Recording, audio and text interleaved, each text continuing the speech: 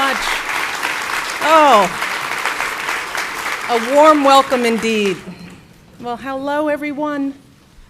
I want to thank Dr. Ogden for that wonderful introduction and for her outstanding leadership at the school. I also want to thank all of the teachers, the staff, who create such an amazing environment for these young women. This is truly a model, and it's been a privilege to spend time here.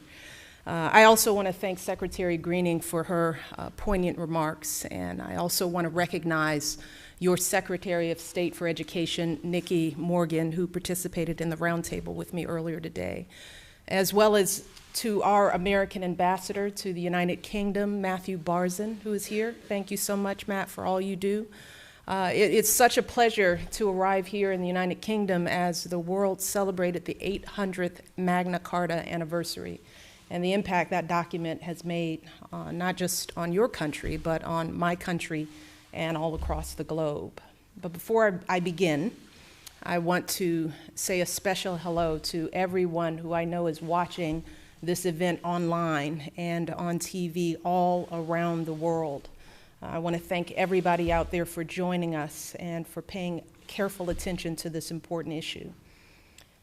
And finally, most importantly, I want to thank all of the students here, the smart, powerful, creative, accomplished young women of Mulberry School for Girls. You all are beautiful, and your welcome was touching.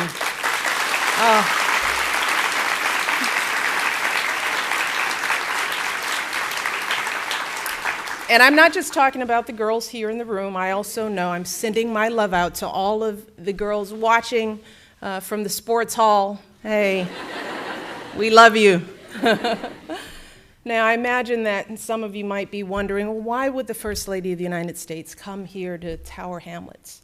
Why would she choose this community and this school when she could be anywhere in the city or in this entire country? And the answer is simple. I'm here because of you. I'm here because girls like you inspire me and impress me every single day. I am so proud of your passion, your diligence, as Dr. Ogden said, your grit, your determination, and I am beyond thrilled that you are working so hard to complete your education. It is so important. And I'm here because when I look out at all of these young women, I see myself. I may come from a country that's an ocean away, but I'm a bit older than you all. Yeah, I am. I know I don't look it, but I'm just a little older. But in so many ways, your story is my story. For those of you who may not know much about my background, I grew up in a working class neighborhood on the south side of Chicago, a neighborhood a lot like this one, where people work hard to make ends meet, but where families are tight-knit with strong values. My dad worked as a pump operator at the city water plant, and my mom stayed home to take care of me and my big brother, Craig. We lived in a really small apartment, and my brother and I shared a bedroom that was divided in half by a wooden partition, giving us each our own little tiny rooms that fit just a twin bed and a small desk. So we didn't have much space, but we had a whole lot of love. And perhaps like a lot of you, we grew up surrounded by our extended family. I had grandparents, aunts, and uncles and cousins living just blocks away from my family's apartment. And my great aunt and uncle actually lived one floor below in the same apartment house. So our home was often busy with family coming and going. And because our apartment was so small, there wasn't much privacy. I can remember how hard it was to concentrate on my homework because someone was always talking or watching TV right next to you. I often woke up at 4 in the morning when the house was finally quiet, just so that I could concentrate and finish my schoolwork. I remember just dreaming of having a space of my own, away from all the family obligations that were always popping up. As my great aunt and uncle grew older, my parents took charge of caring for them. My dad would help my uncle shave and get dressed each morning, and my mom would dash downstairs in the middle of the night to make sure that my aunt was okay. So we constantly felt the struggle to balance our family responsibilities and the schoolwork, the activities, and the goals that we had for ourselves. And through it all, my parents fully expected us to do both, to achieve our dreams and be there for our family. And they also knew that a good education was the ultimate key to our success. My parents told me every day I could do anything. I could grow up to be a doctor, a lawyer, a scientist, whatever, but only if I worked as hard as I could to succeed in school. I imagine that many of you have parents who give you the exact same advice. And like you, I didn't want to let my parents down. So I worked hard in school. I read everything I could get my hands on. I did my absolute very best on every single assignment. I did everything in my power to be a good student. I dreamed of one day going to one of the best universities in America. But despite my efforts, there were still people in my life who told me that I was setting my sights too high, that a girl like me couldn't get into an elite university. It was like these folks were trying to put me in a little box, a box that fit their constrained expectations of me. And after a while, I started to wonder, well, maybe I was dreaming too big. What if these folks were right? See, back then, I didn't know what my future held. I didn't know that I'd be accepted to a top university. I didn't know that I'd go on to get a law degree and become an NGO director and a hospital executive and eventually First Lady of the United States. Those kinds of achievements seemed totally out of reach when I was your age. I was just a working class kid from a good community with limited resources. Neither of my parents and hardly anyone in my neighborhood went to university. And I wasn't even sure my family could afford the tuition. I didn't have anyone to help me study for entrance exams. And the fact that I was a girl and that I was black, well, that certainly didn't help things either. When I was growing up, there were very few black women at high levels in business or politics or science on TV. So I didn't have many professional role models to look up to. And I have a feeling that my experience might feel similar or familiar to some of you. Maybe you look at the leaders in your businesses and laboratories and government and wonder whether there's a place for someone like you. Maybe you've heard about the kinds of tutors and prep courses and other advantages that wealthier students can afford. And you wonder how you ever will compete. Maybe you feel like no one's paying attention to you, like you're lost in the shuffle at home or in this huge city. And you wonder whether it's worth it to even aspire to be something great.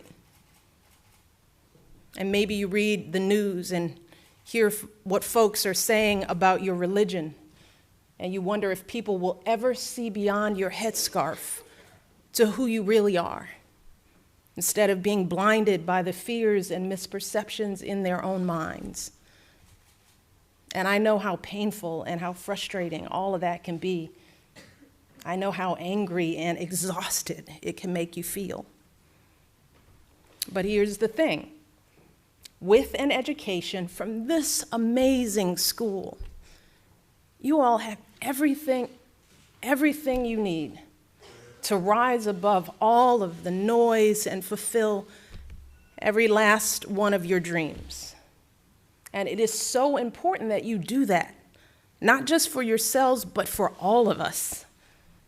Because you all have a unique perspective. You have a unique voice to add to the conversation. You know what it's like when a family struggles to make ends meet. You know what it's like to be overlooked and underestimated because of who you are or what you believe in or where you come from. And the world needs more girls like you growing up to lead our parliaments and our boardrooms and our courtrooms and our universities. We need you. We need people like you tackling the pressing problems we face, climate change and poverty, violent extremism, disease. And while all of that might sound a little daunting, I just want you to remember that you don't have to do this alone. There are millions of people like me and my husband, Dr. Ogden, and so many leaders here in the United Kingdom and all around the world who are standing with you. We are doing everything we can to break down the barriers that stand in your way. We want to make sure that every door is open to girls like you, and not just here in England, and not just in America, but in every corner of the globe. And that starts with making sure that every girl on this planet has the kinds of opportunities you all have to get the education and to succeed. As you've heard, right now there are more than 62 million girls around the world who are not in school. Girls whose families don't think they're worthy of an education or they can't afford it. Girls who live too far away from the nearest school and have no transportation.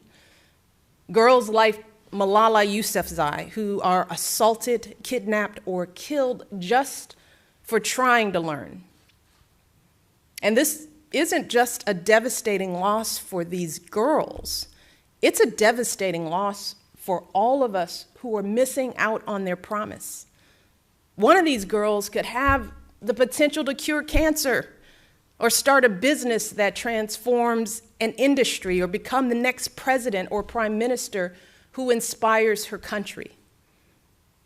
But if she never sets foot in a classroom, chances are she will never discover or fulfill that potential. And that's one of the reasons why I've traveled here to the UK, because for so long this country has been doing such wonderful work to support adolescent girls' education around the world. We've been working hard in the United States as well, and earlier this year, the United States increased our own efforts in this area by launching, as you heard, our new initiative called Let Girls Learn, to help girls in developing countries go to school and, more importantly, stay in school.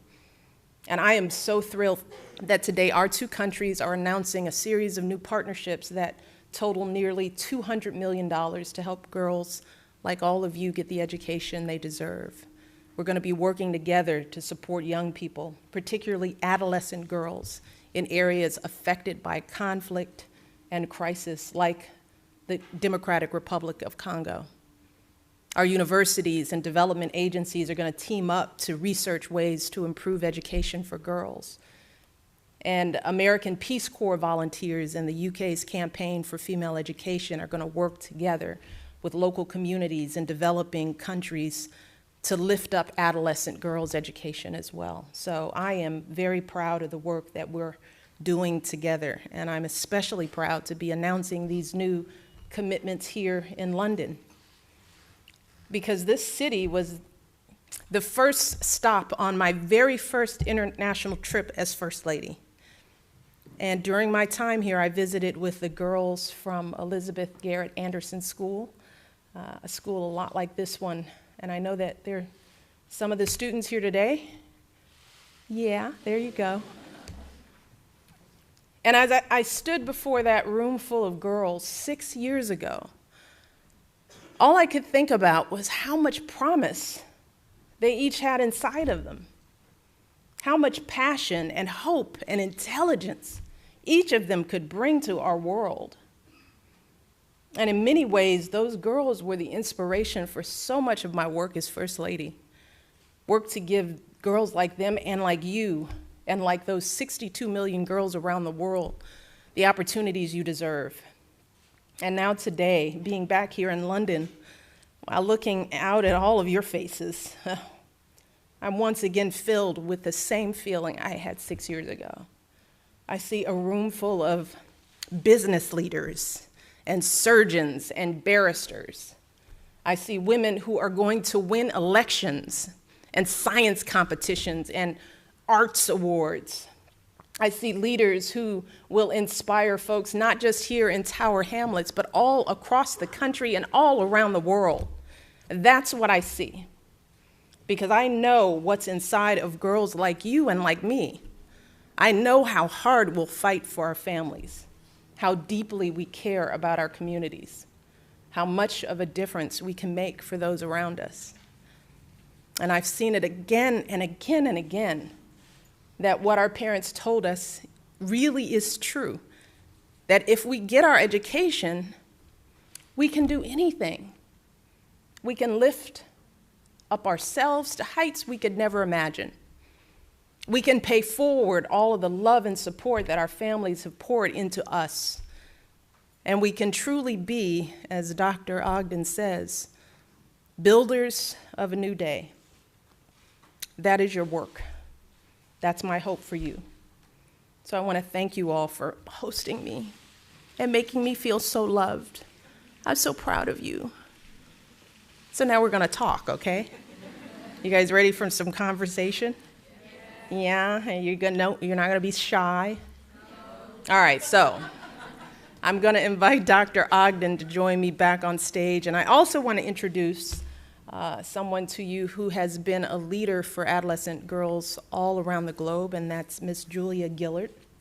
Julia is the former Prime Minister of Australia, and today she serves as the board chair for the Global Partnership for Education, which means she's working with all sorts of countries and organizations on strategies and solutions to help girls like you get the education you deserve. She is really the expert on this issue. And since we're just getting started with Let Girls Learn, my team, we want to learn as much from folks like her as we can so that we can make the biggest impact possible.